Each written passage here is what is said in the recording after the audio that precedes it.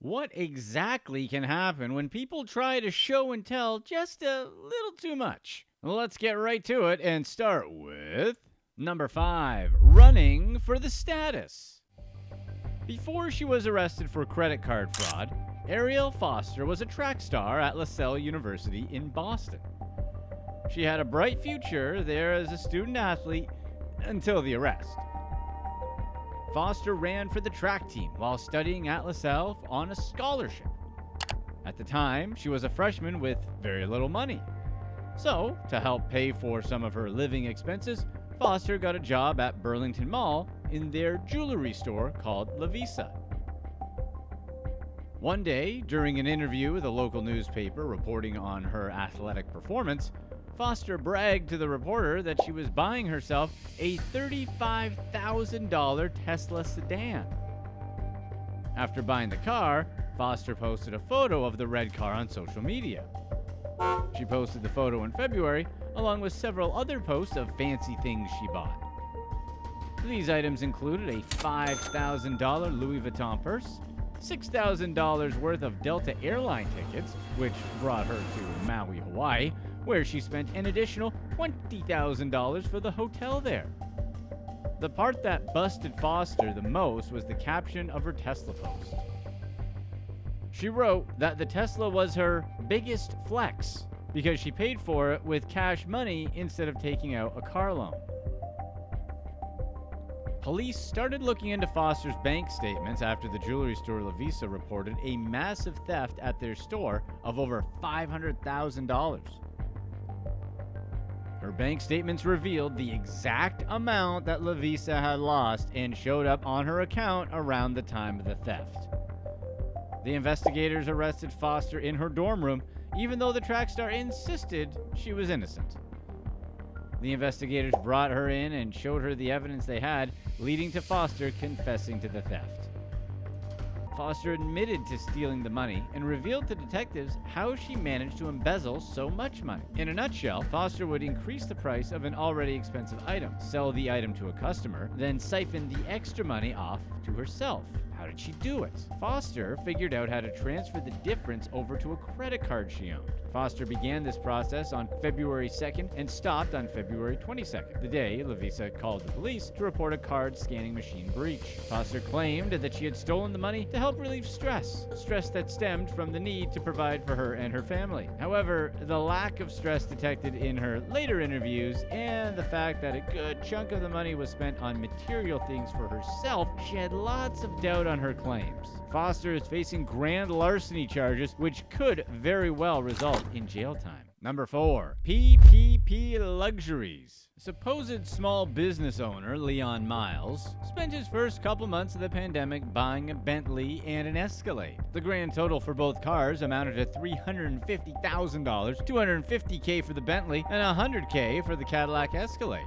There were the latest models. Not long after purchasing the luxurious cars, Miles posted photos of them on his social media pages, mainly Instagram. The post looked oddly suspicious to investigators, who knew that, based on government records, Miles had recently received a substantial amount of funds from the PPP, $1.9 million to be exact. We don't need to tell you that the Payment Protection Program is meant to help businesses maintain their payrolls while not getting any operating income, and not for buying luxury cars. Also, similar to the unemployment assistance programs, the PPP only required some taxes documentation that can easily be forged by literally anyone with a computer, and basic knowledge of how to fill out a form. Miles was one such individual. Miles lived and worked in Brooklyn, New York, where he owned his very own company called 114 Macon. When the government announced the Paycheck Protection Program in 2020, Miles decided to use his business to get relief for his payroll. He claimed that 114 Macon had 50 employees and an average monthly payroll of $768,838. The program accepted his tax returns and other tax documents and awarded him $1.9 million,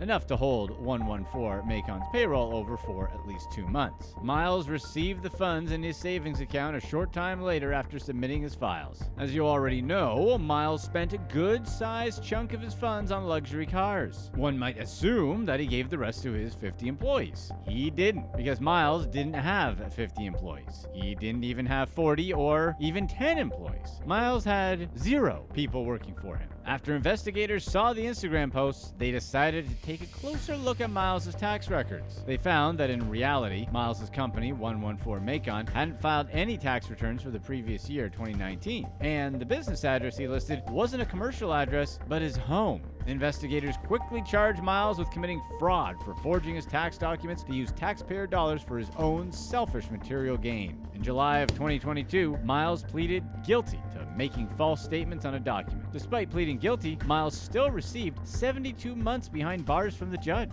partially because his max sentence was 30 years and because the federal and state governments are trying to make an example of criminals like Miles. The government has provided over $500 billion in relief money through the PPP, but unfortunately, some of those funds were obtained through forgeries, costing the government billions. Fortunately, in Miles' case, the government was able to recover some of the money he stole after freezing the loan. Number 3. Desto.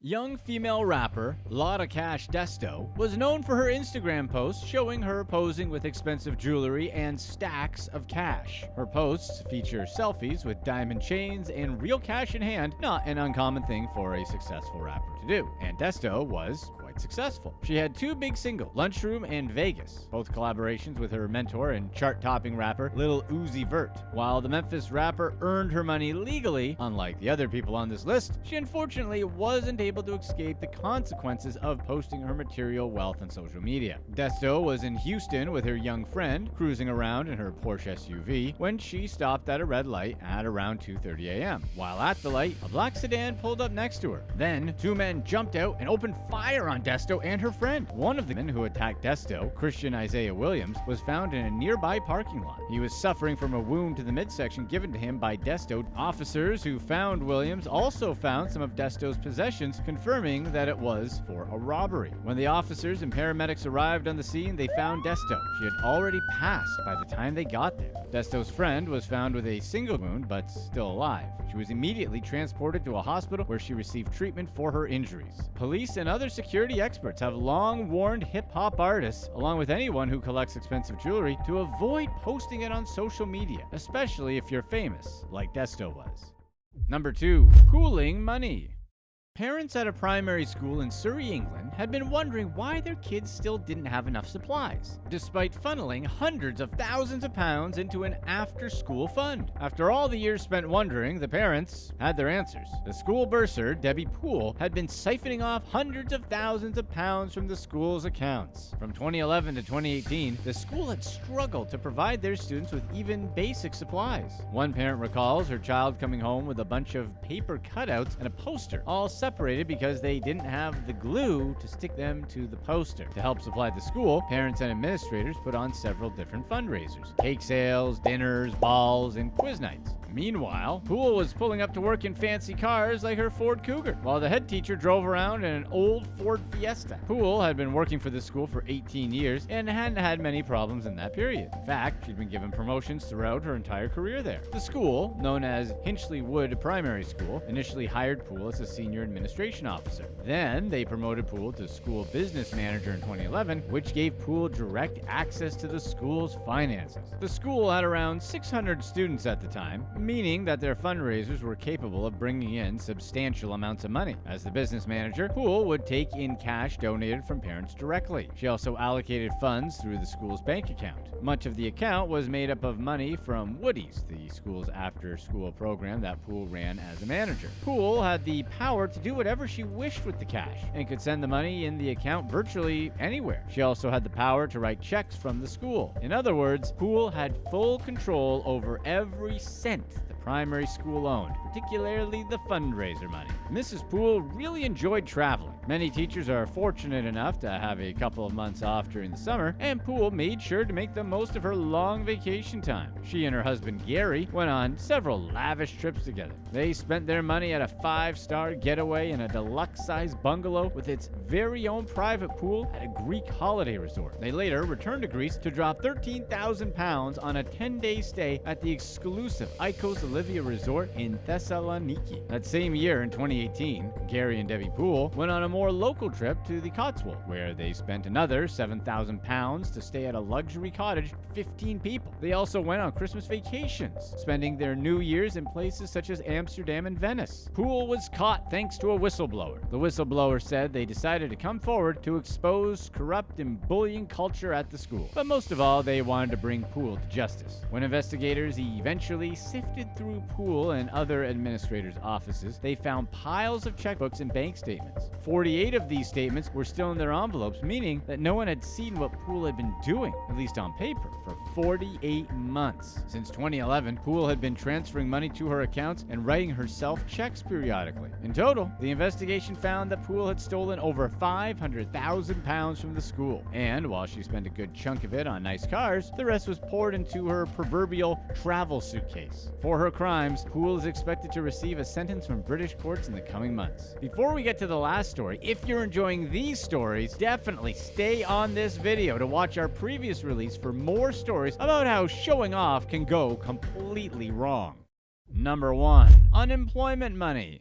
100 key bank debit cards. That's how many cards a team of young male scam artists used to defraud the government out of over $2 million during the pandemic. The scam started in June of 2020 and continued over into May of 2021. They stemmed from the government's efforts to help businesses and individuals during the economic shutdown caused by the mandated mass quarantine. The shelter-in-place orders were enforced all around the world, leading to many businesses having their revenue streams completely cut off. Anticipating a payroll freeze, the government started a program that would provide money for companies to fund their payroll and in turn pay their employees. Still, many companies had to lay off employees, which led to a temporary high unemployment rate. To combat the issue, the government created assistance programs to help people get by during periods of unemployment. The assistance was necessary because many companies during this period in 2020 and 2021 had stopped hiring new employees. Of course, that didn't stop millions of financial criminals from exploiting the program, including the scam artists mentioned earlier. In this case, the young men were able to obtain the unemployment benefits much more easily than before. The government wanted to hand out as much assistance as possible to as many unemployed people as possible, so the benefit requirements were much lower. The 8 suspects included 18-year-old Brian Adams, 19-year-old Gianni Stewart, 20-year-old Carlos Vasquez, 25-year-old Andre Ruddock, 18-year-old Angel Cabrera, and 18-year-old Seth Golding. Yes, most of the suspects in this crime were barely even legal adults, but their young age didn't stop them from pulling off a relatively complex financial crime. The 8 began their scheme by stealing personal information from various unemployed individuals and used this information to create the aforementioned 100 debit cards. The debit cards were then used to withdraw money from various ATM machines in and around where they lived in New York, including the Flatlands and a couple spots in Eastern Queens. The suspects might have gotten away with the scam like so many others have, but they decided their newfound wealth was just too good to not post on their social media pages. They posted photos of themselves holding fat stacks of cash inside expensive sports cars, then stacking more cash on top of the expensive sports cars, all of which were way beyond the wages they earned from their jobs. Suddenly, the 8 young men had $2 million worth of luxury items in cash. Authorities, who were searching for those responsible for the identity theft, found the social media posts published online by the 8 young men. After some more digging into the 8 young men, investigators eventually found more evidence that suggested they had fraudulently obtained their money through a mass debit card scheme, including surveillance footage of one of the suspects, Armani Miller, withdrawing money from a Capital One ATM machine. They soon compiled other pieces of evidence, enough to arrest the 8 scam artists and charge them with several fraud-related charges. Who were some of the dumbest criminals out there who were just begging to get caught? Olsi Behaluli posted the money he made from dealing on Twitter, and Lorraine Graves actually commented on her own most wanted Facebook post made by police. Let's get right into it. Number 4. Model Citizen. Olsi Behaluli used his above-average looks to garner meager fame on TV, then dashed it all with a photo showing him surrounded by some 240,000 pounds in drug money. The man claimed he had previously appeared on dating show My Little Princess, featured on Channel 4. With the show's IMDb page barren and clips all but scrubbed from the web, that claim is difficult to verify. In any case, Details about his life aside from that are fairly sparse. For those who aren't privy to the 2013 flash-in-the-pan phenomenon that was My Little Princess, it was a dating show conducted in about the most over-the-top manner possible. The ridiculousness included challenges like guessing the princess's favorite conspiracy theory and singing karaoke to her during her first meeting. Knights or contestants who didn't get into the princess's good graces were tossed into a moat by a giant in armor. No, seriously. Behluli didn't become a prince after the show. Instead, he fell in with a drug-running gang and then royally blew it, getting himself jailed in one of the dumbest ways possible. But you don't need to start dealing like Olsey here to have a luxurious lifestyle.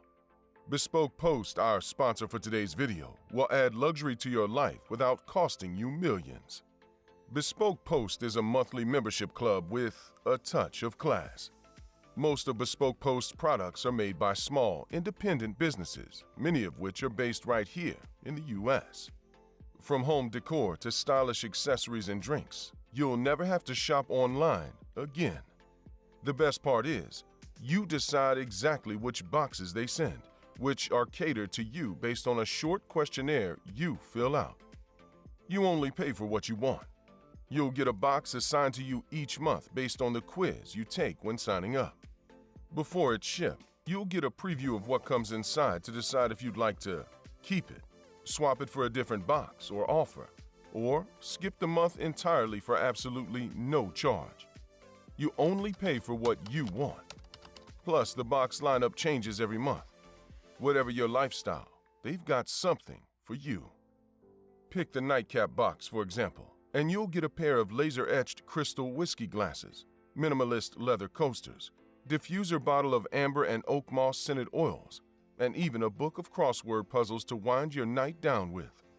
Or for you busy work bees out there like us here at Pablito's Way, the concentrate box includes a cold brew iced coffee maker, a stylish desk set made of brushed concrete, and a bottle of artisan bitters to add a dash of floral notes to your morning brew.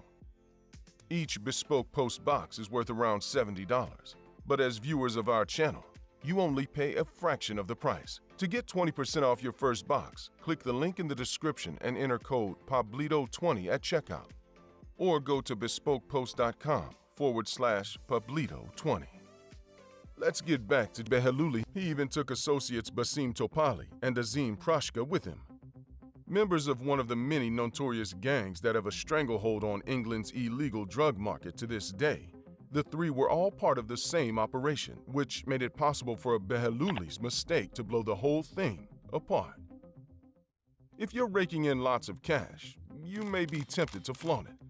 For people like internet influencers and celebrities whose continued raking in depends on showing off the cash they've already got, that makes sense. For a model and drug dealer, yeah, not so much. Behluli apparently didn't get the memo. The dude posted a photo to Instagram surrounded by mountains of cash. You don't have to be Sherlock Holmes to guess what happened next. The cops arrested Behluli himself first. He tried to cover for his gang, saying that the photo in question was taken in Albania with a relative's money. London's finest didn't buy it. They raided the gang's stash house and arrested 2 other members. Police ultimately broke up the whole operation, which amounted to some £4 million between cocaine and heroin. Behluli is just one of many criminals flexing their wealth online where their actions have backfired. Even so, the judge didn't go easy on the group of thugs. The former dating show star caught an 11-year sentence out of a total of 31 years between him and his 2 goons. Topali and Prashka, once they've served their 10-year sentences, will be headed back to Albania. Wealth signaling has been a prominent gang activity around the world, but in the UK, it's picked up a special significance in the past few years. Notable Albanian gangs, such as the Hellbanians, have been going as far as producing music videos. The goal seems to be attracting more young men from their homeland to join in and tighten the gang's stranglehold on UK criminal enterprises. That practice may be a bit more restrained in the future, since these arrests have made it clear that authorities are watching out. Behluli's personal Twitter account has been active recently and seems to indicate that all is well with his life as a model. Given the implied but unproven gang ties, there's no way to know at this point if he's going to reoffend. Albanian gang culture seems to run on loyalty and vengeance, but on the surface at least, it appears that the star of this story has reformed. Number 3. Brotherly Dumb. David Guerrera, 17, and Ezra Guerrera, 21, recently caught charges in Texas thanks to Instagram posts by David showing off the pair's guns and cash. Life can be tough for young brothers living together without a parent, but these two didn't make things any easier for themselves by falling into the wrong career track. The pair had been living together in the south side of San Antonio in the lead-up to the arrests. Alerted to the social media postings, the Bexar County Sheriff's Office moved on David first. They found him in traffic, and during the stop, they discovered a loaded gun, hash oil, and cash in the car. David was detained on the spot, along with his older brother, who was riding shotgun. A search of the pair's home yielded more weapons, marijuana, cocaine, and $15,000 in cash. The pair were booked immediately. Texas law, strictly speaking, still criminalizes marijuana in all its forms. The only statewide exception is non-smokable hemp, with a few caveats. Even so, many products with an extremely low or negligible concentration of THC are allowed. Additionally, many police departments and even entire cities and counties are simply refusing to prosecute for small amounts that could conceivably be for personal use. That didn't do the brothers much good. Along with weapons and traffic charges, both brothers got controlled substance charges for the cocaine. The marijuana, meanwhile, was found to be in excess of the 4-ounce legal limit for a misdemeanor charge in Texas. This makes it an automatic felony and made the cops throw the book at the duo that much harder. As of this writing, the case seems to be ongoing. We'll have to wait and see what the criminal justice system does with these two wannabe hard cases. Number 2. Comment section. Lorraine Graves must have felt like a real celebrity when she commented on a public entity's Facebook post that was talking about her back in July of 2021. The hang-up? The post named her as an accessory to murder, and the comment got her arrested. The shooting happened in March, and the original post from the Tulsa, Oklahoma police went up on a Wednesday. The very next day, Graves was arrested. The details of the crime aren't easily available as of this writing, but sources say that the unfortunate person, Eric Graves, was shot and his body found inside an apartment. Whether it was his own wasn't laid out. Another victim was also injured. The two perpetrators, Jaden and Gabrielle Hobson, were actually brought in first, leaving police on the hunt for Graves. She wound up on the very top of the city's most wanted list. That's not the kind of fame you want to embrace. But Graves' comment asking about reward money lightened the mood considerably in light of how serious the crime was. Police couldn't help but rag on Graves after she outed herself. In a more open and shut case, there would definitely be room for such gloating. This one, well, things got a bit more complicated. Not long after Lorraine Graves shot off her mouth, then mugged for the camera in handcuffs, there was a major break in the case that completely revamped authorities' suspect list. A man previously thought of as only a witness, Wendell Alexander, now faces first-degree murder charges alongside Jaden Hobson. Evidence indicates two shooters, and new details have brought to light that Jaden and Wendell were the likely trigger pullers. Lorraine's original charges of accessory to murder weren't modified all that much. After her cousin was gone, she was thought to have helped hide the guns used in the crime and protect the criminals. Gabrielle Hobson, meanwhile, is alleged to have helped hide evidence, including the corpse, and taken items of value from the victim after death. This complicated case is still in the air as of the latest update from our local sources, which dropped in September of 2021. Number 1.